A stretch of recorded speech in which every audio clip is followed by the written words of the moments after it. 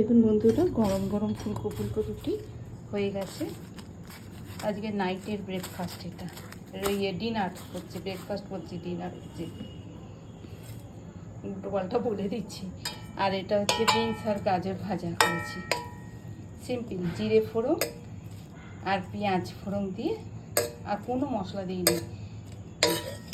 এটাই পেঁয়াজটাই স্বাদ বাড়াবে।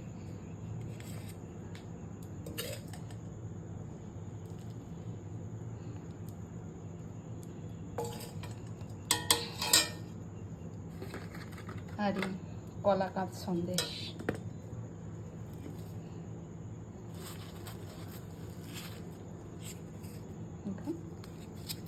গরম গরম রুটি দিয়ে এরকম মানে গাজর বিনস ভাজা খুবই ভালো লাগে খেতে,